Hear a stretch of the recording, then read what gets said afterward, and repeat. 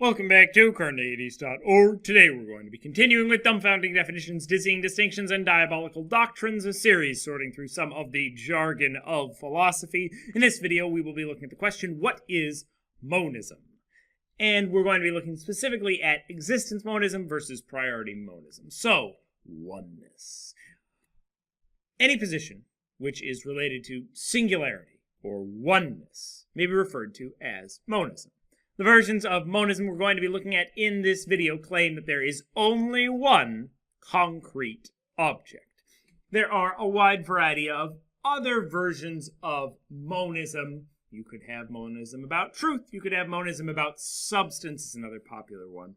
In this video, we're just looking at monism relating to one concrete object. Check out my series, You Can't Handle the Truth, for more on truth monism. But there are two types of monism we're going to define in this video. Existence monism and priority monism. Okay? So, existence monism claims that there is only one concrete object that has no proper parts. The entirety of existence is just one concrete object.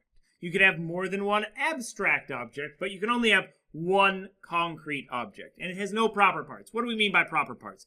That means that there's no way to divide that object such that you don't just get the object. The only part of that object is that object itself.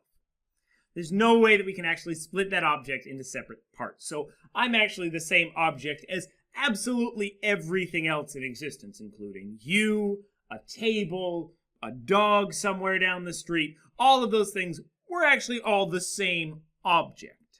Basically, the existence monist is committed to there being exactly one concrete object, and all of the distinctions that we make between separate objects are really illusory, or not actually distinctions.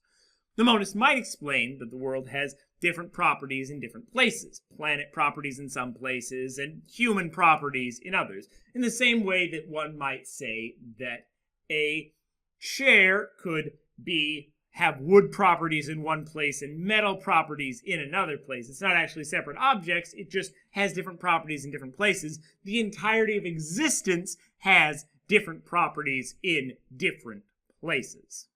Okay? That's existence monism.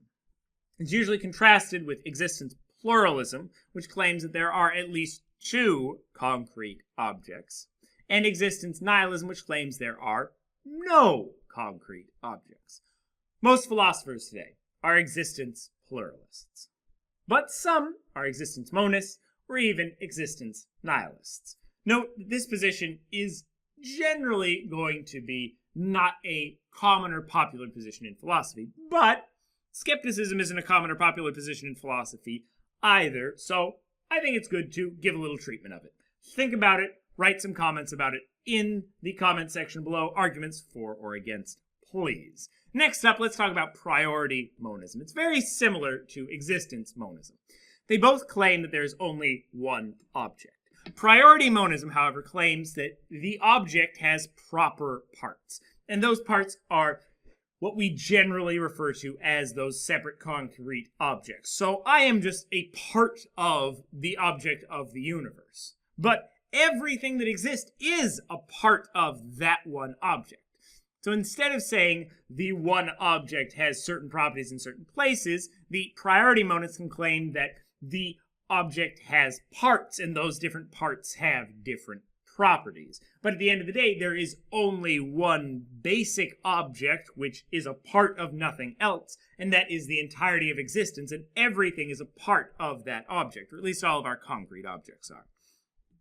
Just as existence monism is contrasted with existence pluralism and existence nihilism, priority monism is contrasted with priority pluralism and priority nihilism. Well, priority monism claims that there is only one object that is basic, or not a part of any other object. That's what we mean by a basic object. It's not a part of any other object. Priority pluralism claims that there is more than one basic object. So there are multiple objects that are basic and not parts of any other objects. And priority nihilism claims that there are no such objects. What do you think? Is there more than one object? Does it have proper parts? Or is it just all one thing with different properties in different places? Or Are there no objects at all? Offer your answers and responses to this question in the comments below, and watch this video and more here at Carneades.org. Stay skeptical, everybody.